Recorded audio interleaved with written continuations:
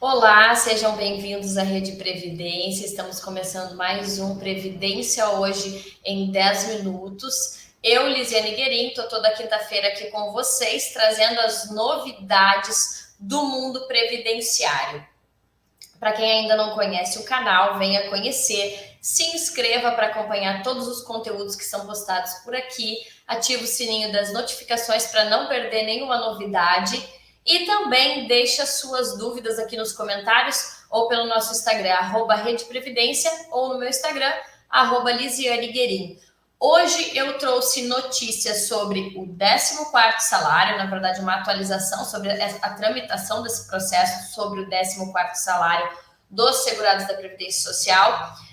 Trouxe uma notícia quentíssima também de hoje, falando sobre a expectativa de vida do brasileiro, que foi publicada pelo IBGE hoje, que tem afetação à aposentadoria também.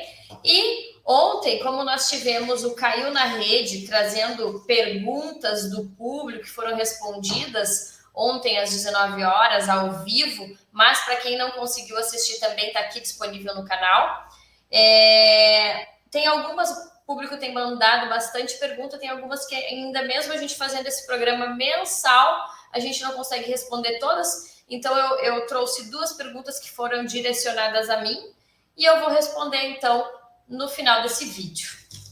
Vamos começar então falando sobre o 14º salário, que é uma notícia que todo mundo aí está aguardando, está acompanhando. Eu já havia trazido notícias aqui em outros programas sobre o 14º salário, sobre a tramitação, e hoje trouxe mais uma novidade, né, sobre a aprovação da Comissão de Finanças e Tributação da Câmara dos Deputados, que aconteceu ontem. Também notícia novinha aí para vocês.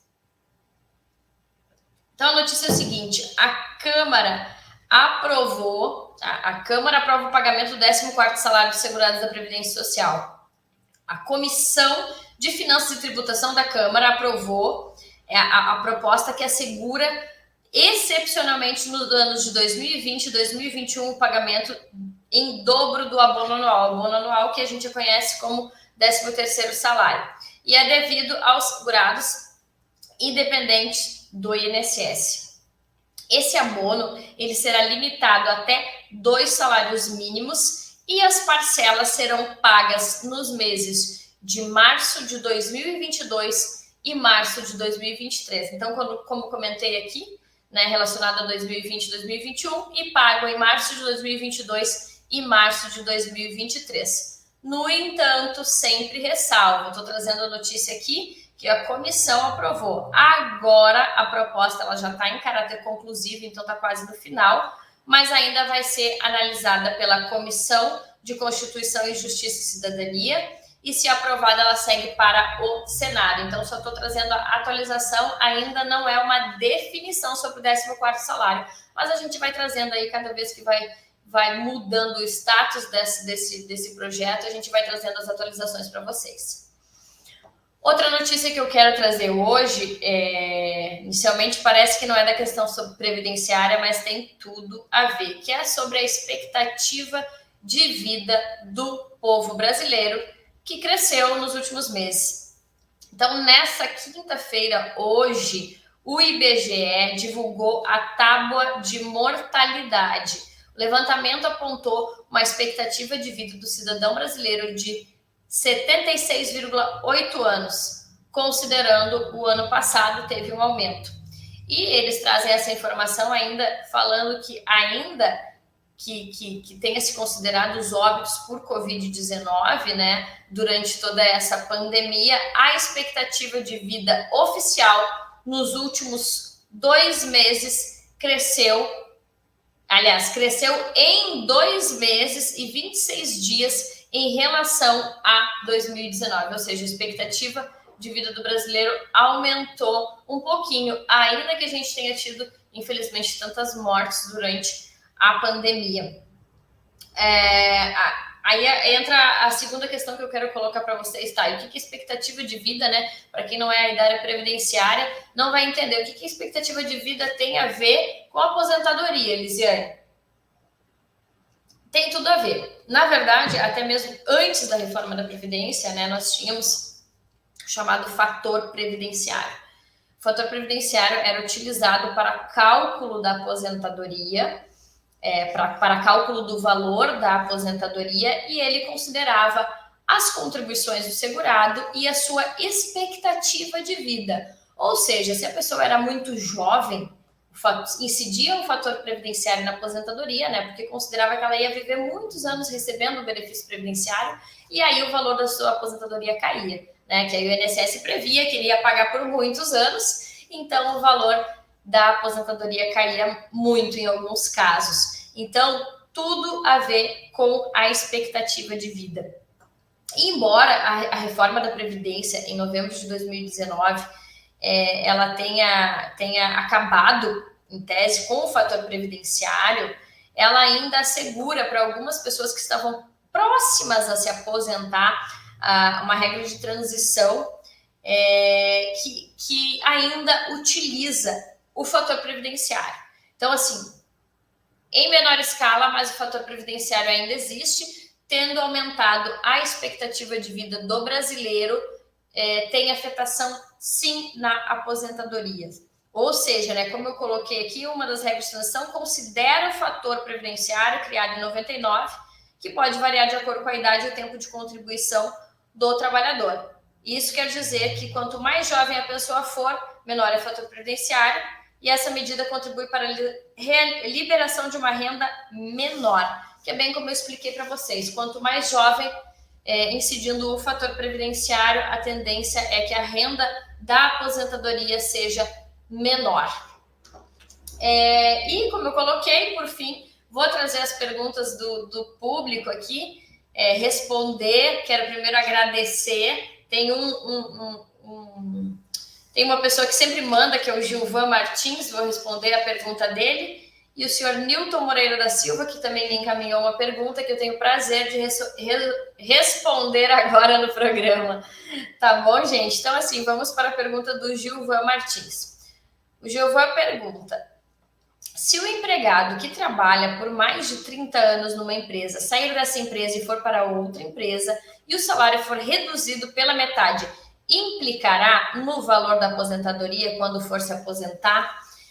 Então, Gilvan, a gente costuma dizer no direito que tudo depende, né? E para a tua pergunta eu vou utilizar isso. Aqui as perguntas elas não são muito bem específicas, mas eu vou tentar responder de uma forma geral que tu possas entender.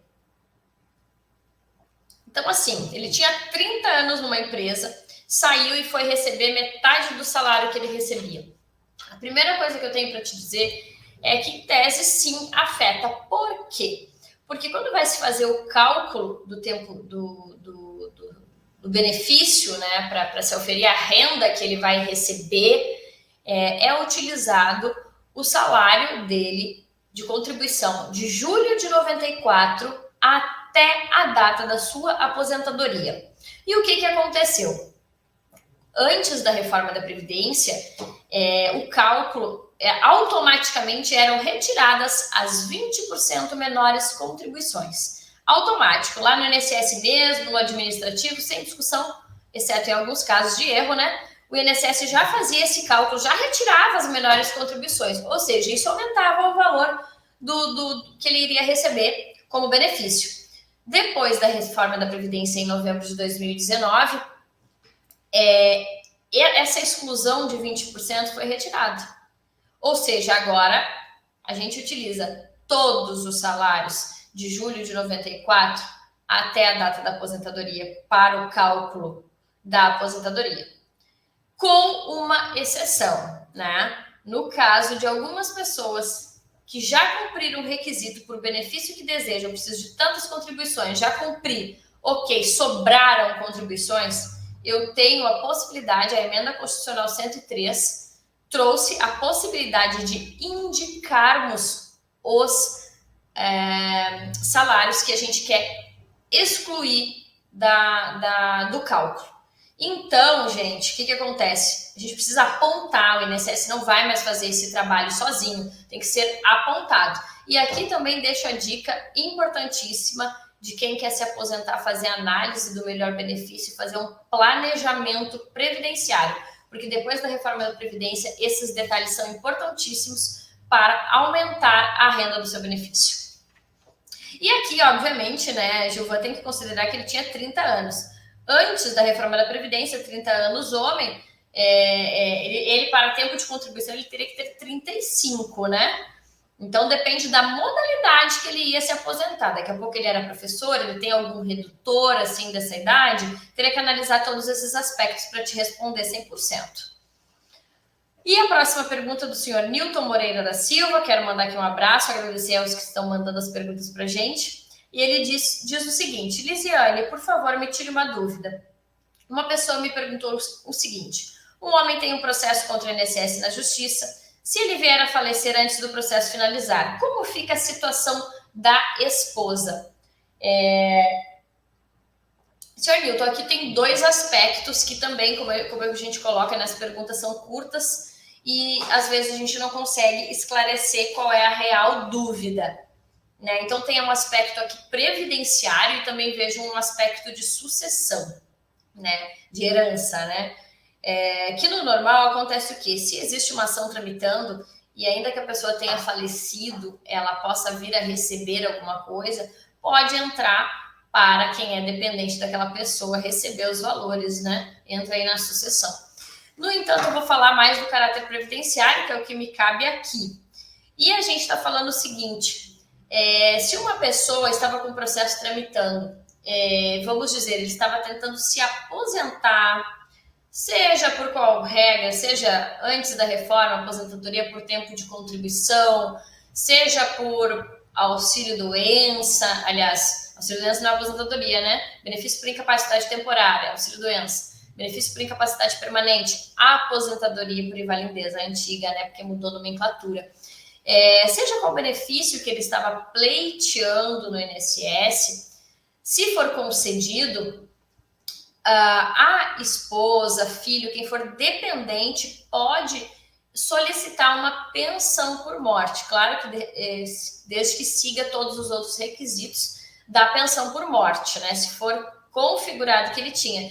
E não só no caso de se verificar o direito de concessão ao benefício, mas também se verificar que ele tinha aí qualidade de segurado, né? Que ele estava contribuindo, enfim.